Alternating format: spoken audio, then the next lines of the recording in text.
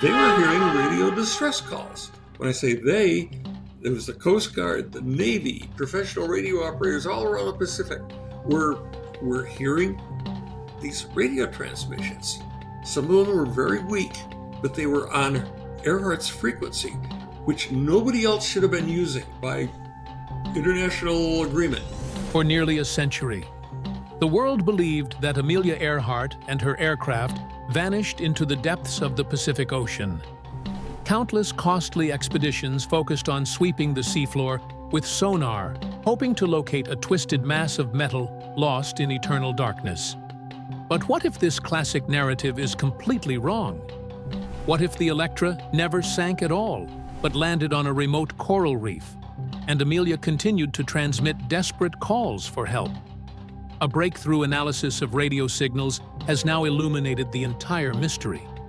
These are messages the United States government was unwilling to acknowledge. So what is the final truth?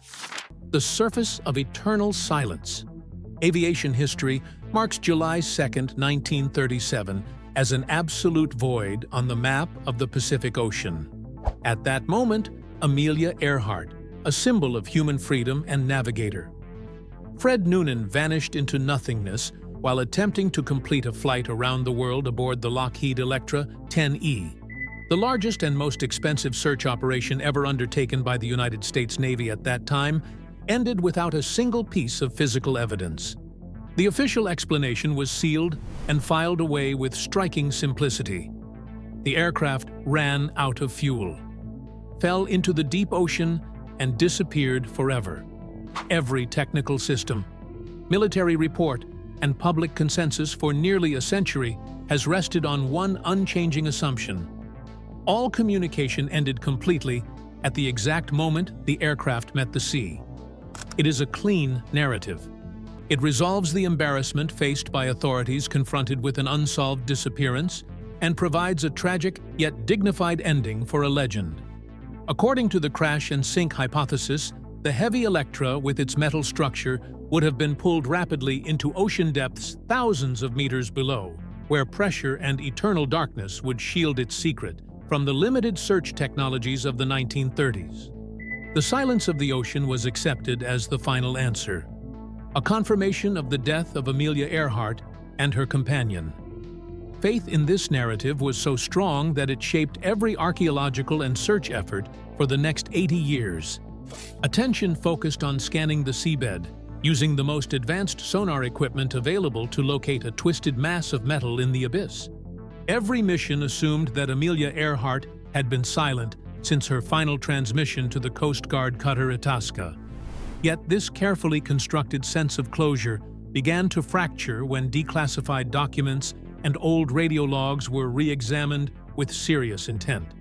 Beneath layers of time and official denial lay records of strange radio signals, desperate calls that persisted for days after the official search had begun. These sounds did not align with an aircraft resting on the ocean floor. They carved a deep crack into the foundation of a historical truth long considered beyond dispute. The waves of collective delusion. Beneath the surface of the official story lies a chaotic and deeply contradictory reality. During the first week after Amelia Earhart was declared missing, a strange phenomenon unfolded across radio frequencies throughout North America and the Pacific region. Instead of the absolute silence expected from an ocean crash, the airwaves were filled with scattered fragments of information. A young girl in Florida, while tuning her family radio, heard the voice of a woman calling for help. A housewife in Canada recorded desperate words describing rising water levels. At professional receiving stations from Midway to Oahu, even the most experienced technicians reported faint signals bearing the call sign of the Electra, distorted by heavy interference. The response from authorities was swift and unequivocal. All of these messages were immediately labeled as hoaxes, malicious pranks, or the product of mass imagination. The logic of the United States Navy was straightforward. If the aircraft had fallen into the sea, the radio equipment would have failed instantly and could not transmit. Therefore, any voice claiming to be Earhart after that moment had to be false. This intervention was more than a technical conclusion. It functioned as a cognitive filter.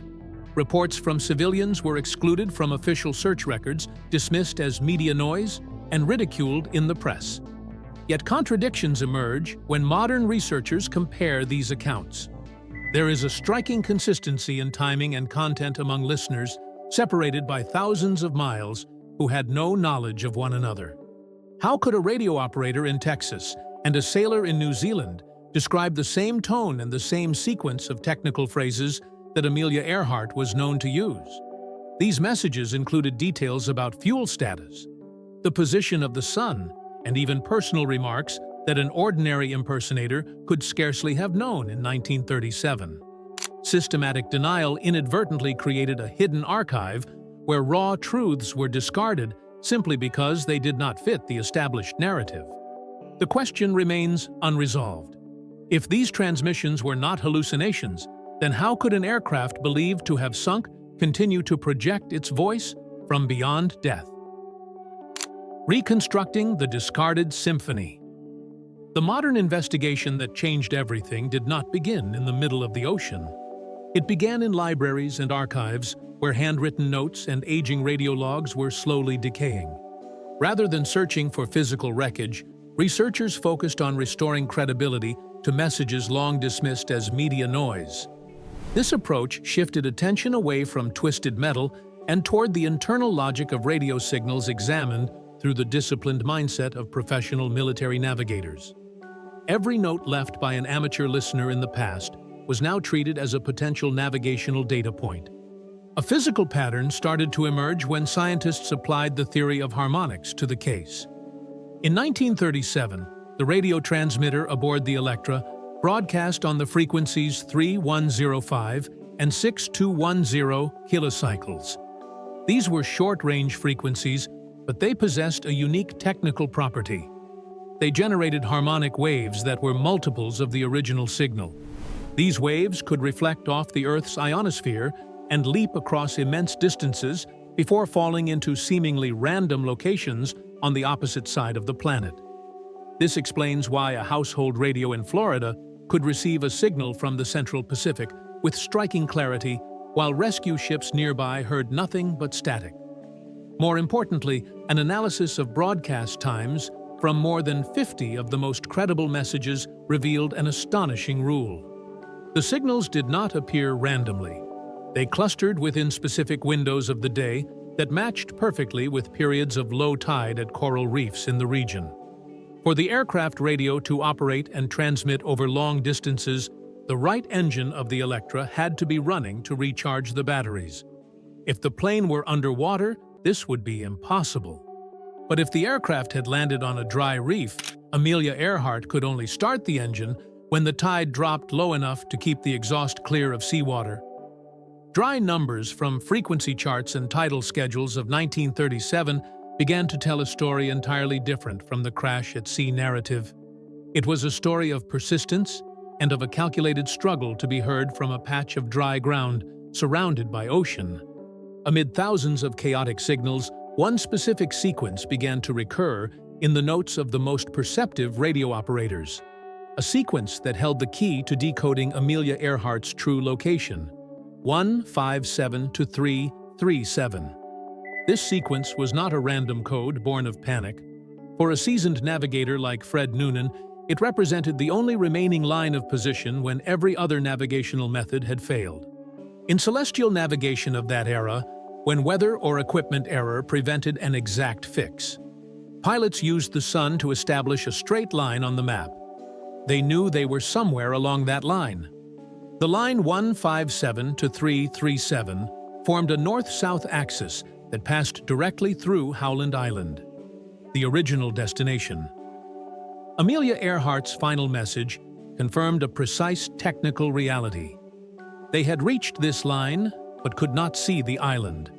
According to standard survival procedure, when the target could not be located, pilots would fly along the line of position to search for nearby land.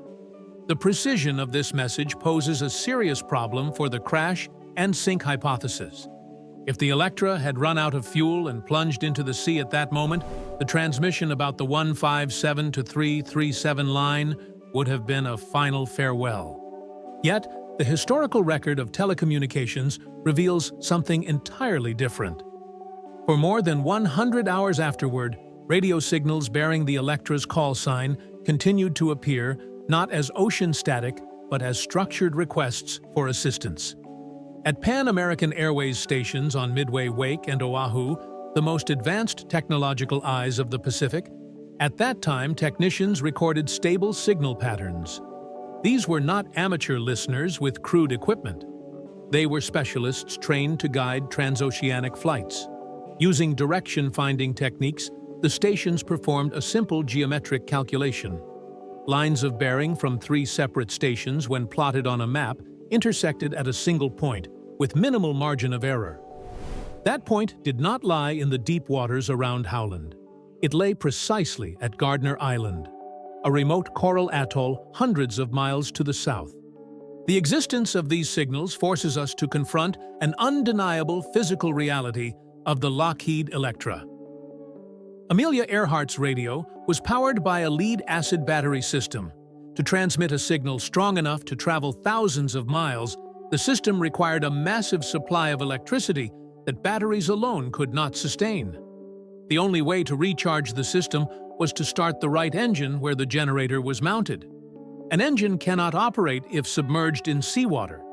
The regular appearance of radio signals for days after the disappearance is therefore technical proof that the aircraft was not on the ocean floor.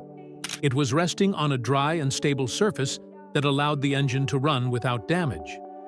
The link between radio transmissions and the tidal cycle at Gardner Island further reinforced this conclusion.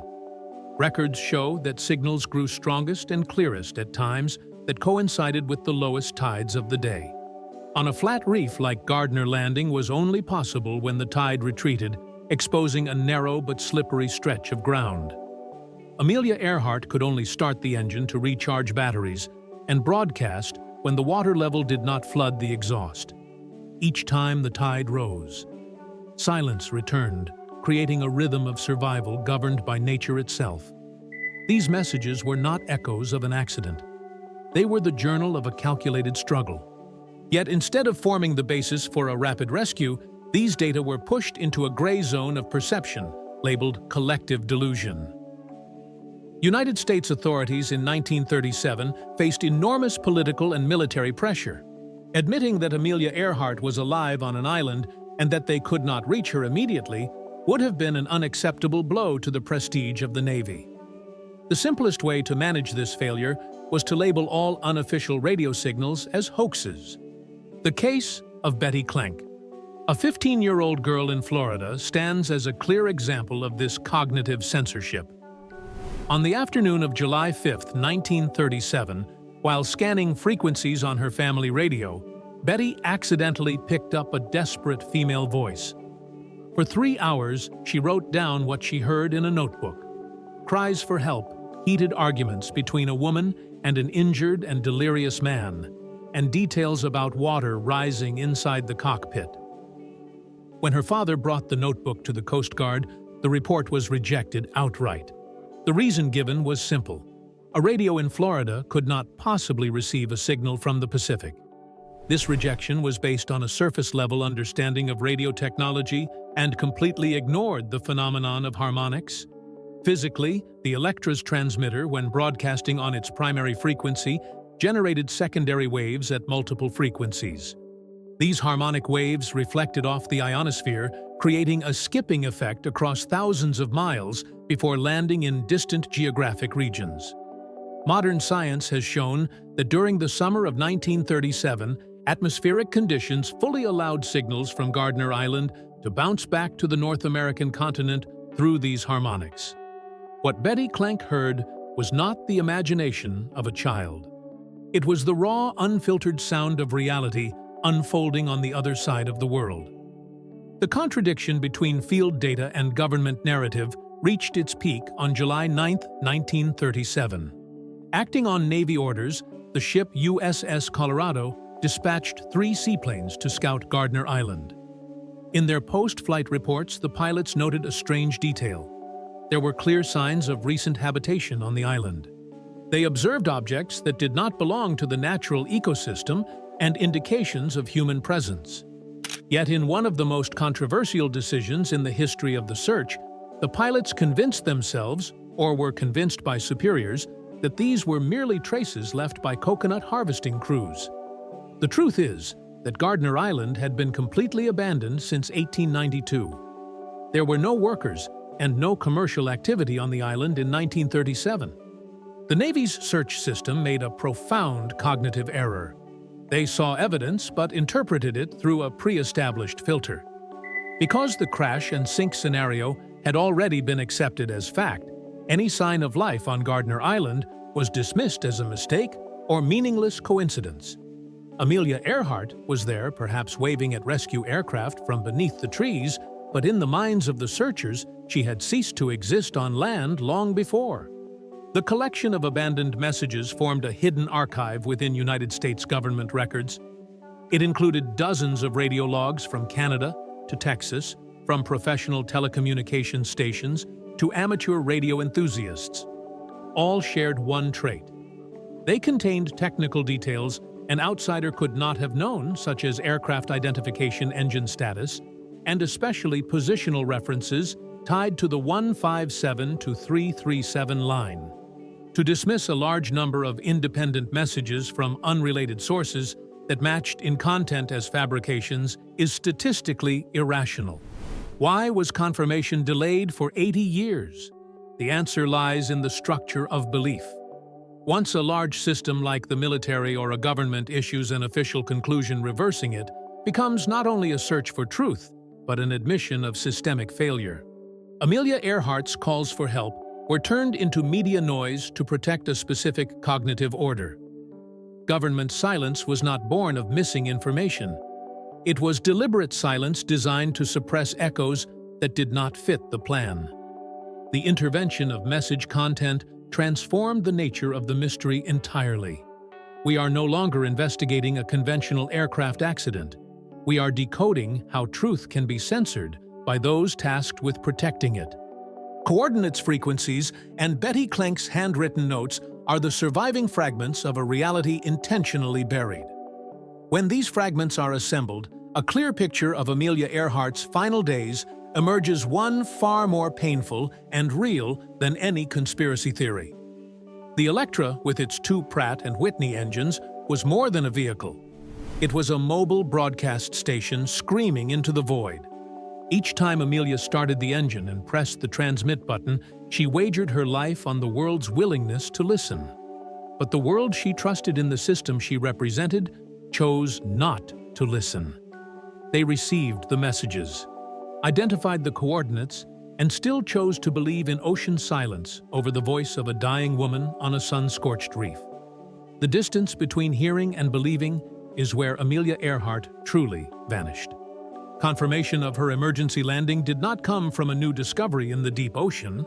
It came from our willingness to finally reread radio logs labeled false for nearly a century. Hasty handwriting, weak signals distorted by harmonics, and signs of habitation seen by Colorado pilots, but denied all converge toward a single conclusion. A pattern of rejected truth is now visible, raising a painful question about responsibility among those who control information. If the truth was always there in radio messages dismissed as noise, what prevented us from reaching it sooner? And more importantly, how much of the truth still lies in the shadow of Gardner Island, waiting for acknowledgement that may have come too late for those involved? The tension now no longer asks where she went, but why we abandoned her even after she told us exactly where she was. When modern researchers return to Gardner Island, now known as Nikumaroro, they are not only searching for metal fragments, they are searching for evidence of prolonged human presence and signs of desperate survival dismissed by the 1937 search effort. What they uncover will not merely be the remains of an aircraft. It will be an indictment of human arrogance in the face of messages we choose not to believe. The truth about Amelia Earhart never disappeared. It was suspended in a state of perpetual waiting until someone became patient enough to listen to echoes from the past without carrying the prejudices of the present. Every clue now leads back to a single moment and a single decision made by those directing the search when they stood at a crossroads between believing what they saw and believing what they wanted to see. The Black Data Archive and cognitive censorship. The brutal truth began to surface when the telecommunications records of Pan American Airways and the United States Navy were cross-examined after decades in obscurity. What the world had been told about absolute silence after July 2, 1937 was in fact a storm of rejected signals. An information filtering system was activated immediately, not to find Amelia Earhart, but to manage the failure of a massive search operation. Radio direction stations at Oahu Midway and Wake Island, holders of the most advanced technology of their era, all recorded fragmented transmissions that shared a single origin. Yet instead of becoming navigational guidance for rescue teams, these logs were pushed into a category known internally as the Black Data Archive. This was the repository for information that was too detailed and too consistent with reality. Acknowledging it would have collapsed the entire command structure of the search. The critical factor lay in the physical mechanism of harmonic waves. While naval vessels close to the disappearance heard only static on the primary frequencies, 3105 and 6210 helicycles, civilians in North America and Canada heard Amelia's voice clearly on household radios. This discrepancy was neither coincidence nor contagious deception. It was ionospheric reflection in action, allowing signals from a weak transmitter on a remote island to leap across half the planet. Labeling civilian reports as fake was a tool of political risk management rather than a technical judgment. If a housewife in Canada could hear Amelia's pleas while a Navy equipped with million-dollar instruments heard nothing, institutional credibility would suffer severe damage. The system chose to protect itself by converting life-saving messages into media noise. Any evidence that Amelia remained alive after July 2nd was treated as interference to be eliminated, so the crash and sink narrative could remain intact. This cognitive censorship created a parallel reality where genuine cries for help were drowned out by the arrogance of those who controlled transmission and reception. This discarded data stream contained a technical detail no imposter in 1937 could have fabricated. The broadcast cycle matched the rhythm of the tides. Signals appeared only at specific hours of the night when water levels dropped low enough to keep the aircraft engine clear, allowing Amelia to start it and recharge the radio batteries. This precision stands as a direct indictment of those who chose not to listen.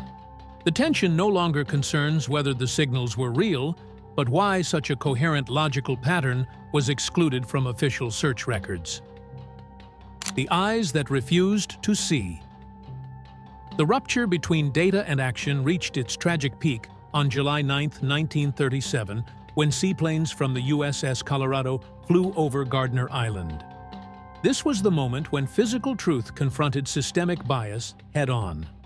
In official reports sent to Washington, the pilots recorded strange observations. They noted unidentified objects and signs of recent habitation on an island classified as uninhabited. Yet instead of landing to investigate or dropping supplies, the pilots performed an act of perceptual reshaping.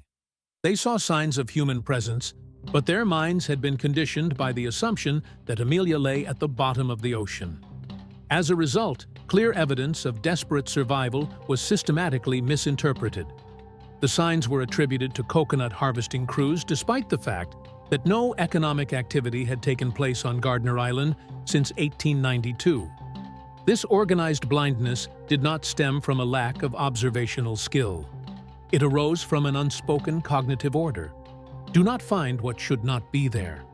If human presence on Gardner were confirmed, the Navy would have to confront the reality that a full week had been wasted, searching the wrong location, while distress calls had named this island days earlier. The departure of the USS Colorado was not the end of a search. It was the denial of life. The habitation signs the pilots saw were fires. Altered vegetation were the final language Amelia and Noonan used after their radio lost all power. They were there directly beneath the eyes of rescuers, yet within the worldview of the military system, they had already become non-entities. Institutional intervention transformed a dry island into an invisible grave where field evidence was bent to match reports prepared on distant desks. The sentence of belated recognition. The answer to the Amelia Earhart mystery does not lie in a piece of metal or a new coordinate. It lies in the collapse of an 80-year belief. Confirmation of her emergency landing emerged from restoring value to messages once dismissed as noise.